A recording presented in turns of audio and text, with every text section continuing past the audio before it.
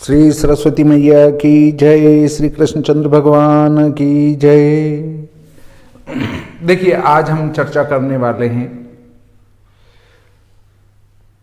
तुलसी पूजन दिवस, fathers Day, Mother's day अर्थात पितृ दिवस, मातृ दिवस। सबसे पहले आज मैं आपको बता दूं कि तुलसी पूजन दिवस 25 दिसंबर को कुछ लोग उसकी शुभकामनाएं दे रहे हैं। मेरे पास भी बहुत सारी शुभकामनाएं आई है, ग्रुपों में भी चल रहा है। अब उनको कह दो भाई ये किस शास्त्र से लिया आपने कि 25 दिसंबर को तुलसी पूजन दिवस मनाया जाएगा। बोले आप पंडित हो, आप देखो। अरे हाँ, मैं देखूं, पर आपने जो लिया है कि आपने मेरे को भेजा है 25 दिसंबर को तुलसी पूजन दिवस है, तो आपने भेजा तो आपने कहाँ से लिया? वो उस शास्त्र का नाम बताओ कि ऐसी दुपल साठ में चला रहे हैं कुछ भी।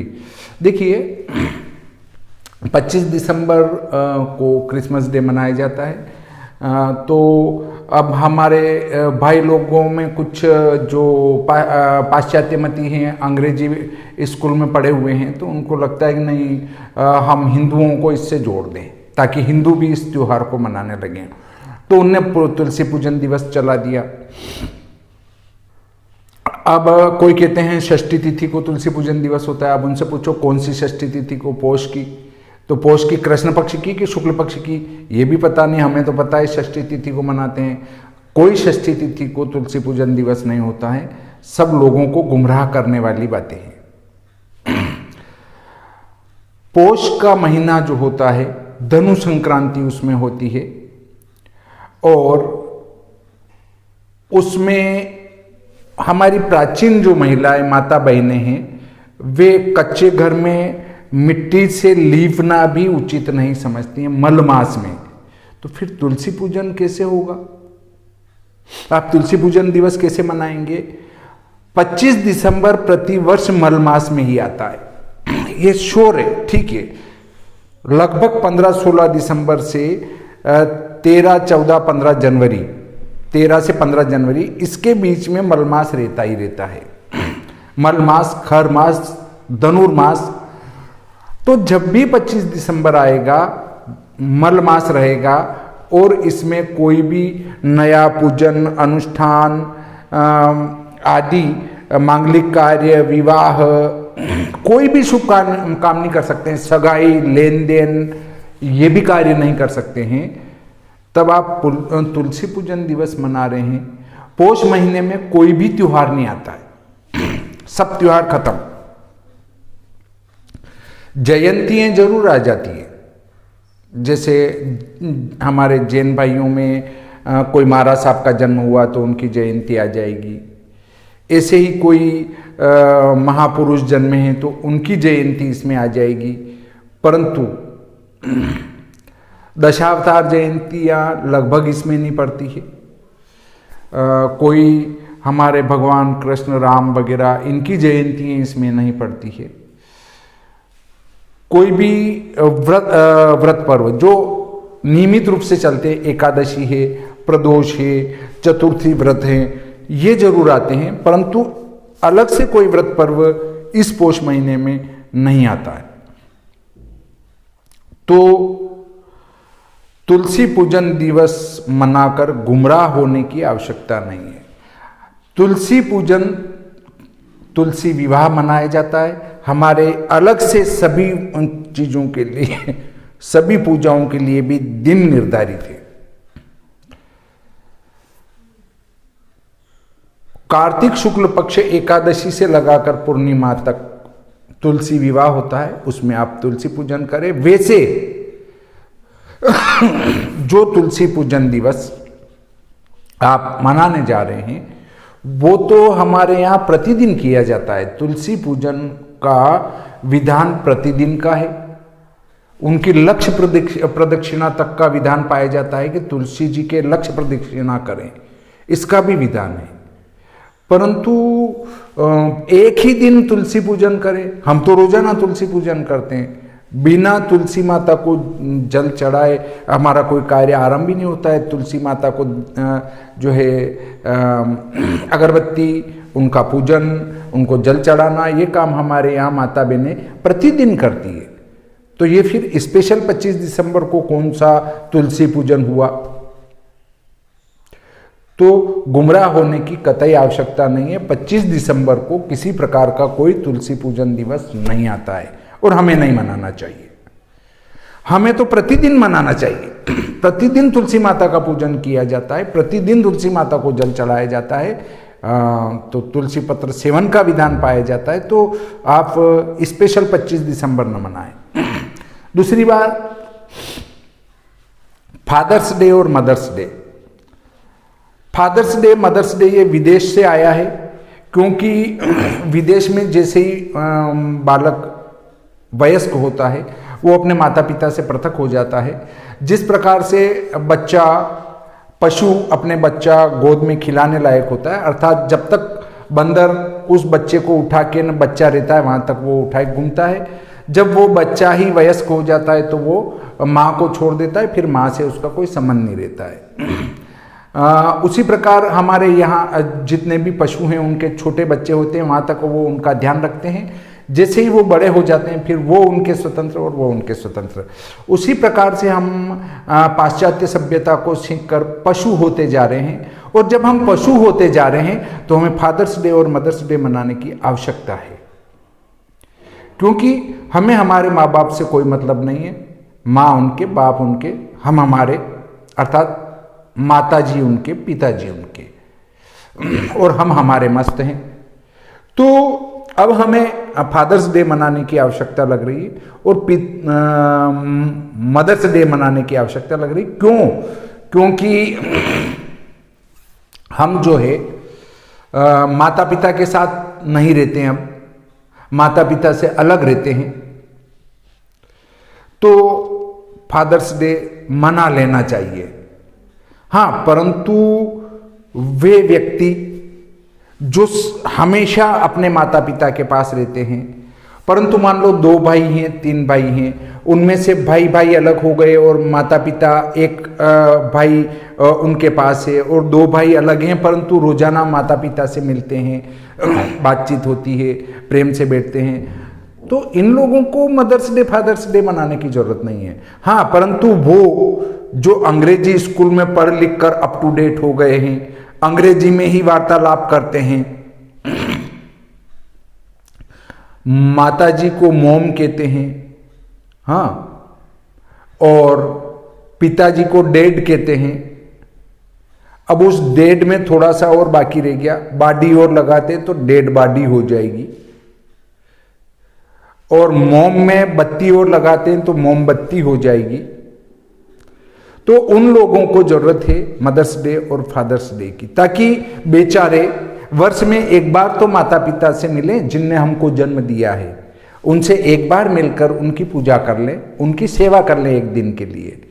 परंतु जो हिंदुस्तान में रहने वाले अधिक आबादी है, जो माता पिता को पूज्य मानकर सदैव उनके सानिध्य में रहते हैं, उनका आशीर्वाद रोज उनके ऊपर बना रहता है और रोज उनकी सेवा करते हैं, उनको फादर्स डे मदर्स डे मनाने की कतई आवश्यकता नहीं है, क्योंकि उनका तो प्रतिदिन फादर्स डे है और प्रतिदिन मदर्स डे है। हाँ, परंतु वो अंग्रेज जो अंग्रेजी में ही बातें करते हैं, स्टैंडर्ड हो चुके हैं, उनको फादर्स डे मदर्स डे मनाने की आवश्यकता है। तो आप समझ गए होंगे कि जो हम सनातन धर्म को मानने वाले हैं, जिसको लोग कहते हैं अंधविश्वासी, वस्तुतः वो अंधविश्वास नहीं है, वो जीवन जीने की सच्ची कला है। एक भारत ही है जिसमें भी सनातन धर्म वाले वे ये कह सकते हैं, सर्वे भवन्तु सुखिनः, सर्वे सन्तु निरामया, सर्वे भद्राणि पश्यन्तु, माँ कश्चित् दुर्भाग भवेत्। अर्थात सभी सुखी हों, सभी निरोगी हों, सभी सुख देखें और किसी को भी किसी प्रकार का कोई कष्ट, रोग, बीमारी आदि ना हो। हम वसुदेव कुटुंबकम को मानने वाले हैं। पृथ्वी पर रहने वाले सभी मानव और प्राणी हमारा परिवार है। तो उनको फादर्स डे मदर्स डे मनाने की कतई आवश्यकता नहीं है। तो आप ये समझ चुके हैं कि हमें तुलसी पूजन दिवस नहीं मनाना है। क्यों नहीं मनाना है? क्योंकि हम तो रोजाना ही तुलसी पूजन कर रहे हैं, तो फिर एक दिन क्यों मनाएं? हम तो रोज मना रहे हैं। कि फादर्स डे उनको मनाने की आवश्यकता नहीं है जो माता पिता के आशीर्वाद में हमेशा उनके सानिध्य में रह रहे हैं।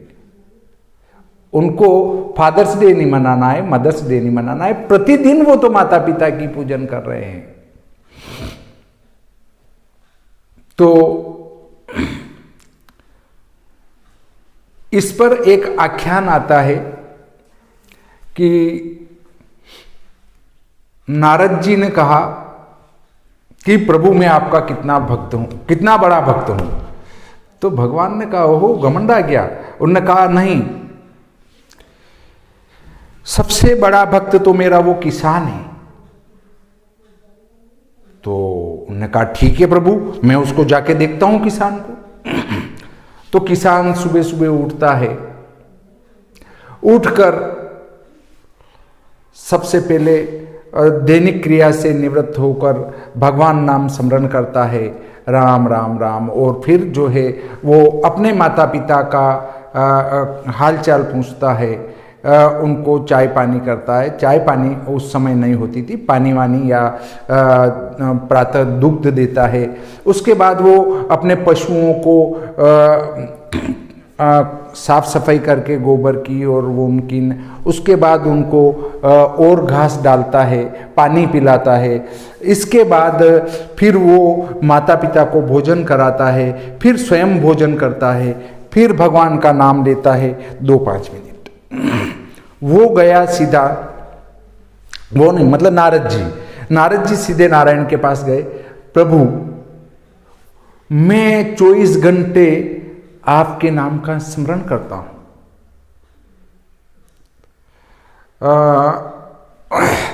और वो किसान सुबह उठ के 2-3 बार नाम ले लेता है।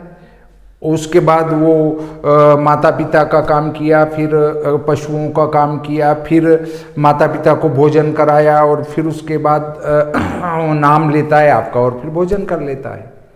तो कि ठीक है। उनने नारद जी को एक दीपक हाथ में दिया और उनने कहा कि ये दीपक हाथ पर रखना, बंद नहीं हो जाए, और इस पृथ्वी की एक परिक्रमा करके वापस आ जाओ मेरे पास। नारद जी दीपक हाथ पर लेकर और पूरे ब्रह्मांड की परिक्रमा करके और उनके पास पहुंचते हैं शाम तक। नारायण ने पूछा, नारद क्या परिक्रमा कर ली? तो कर ली प्रभु। दीपक तो बंद नहीं हुआ? तो प्रभु दीपक बंद होने नहीं दिया, पूरा ध्यान रखा। तो मेरे नाम का स्मरण कितनी बार किया? तो कि प्रभु मैं तो ये दीपक बंद नहीं हो जाए उस चक्कर में रहा, और उस चक्कर में मुझे आपका ध्यान ही नहीं आया। कि मेरे को तो ये ध्यान रहा कि दीपक बंद नहीं हो जाए, दीपक बंद नहीं हो जाए, नारायण का आदेश है। तो उस दीपक के धुन में मैं पूरी परिक्रमा करके यहाँ आ गया और आपके नाम का स्मरण नहीं हुआ। तो उन्होंने कहा नारद जी देखिए, वो जो किसान है, तुम्हारे तो एक काम था दीपक बंद नहीं हो जाए, उनको मम्मी पापा की, माता पिता की सेवा भी करना है, पशुओं की सेवा भी करना है, खेत को भी देखना है, बच्चों को भी देखना है। उन सबको देखने के बाद अगर 5 मिनट मेरा नाम ले लेता है किसान, तो वो ज़्यादा बड़ा भक्त हुआ कि तुम ज़्यादा बड़े भक्त हुए।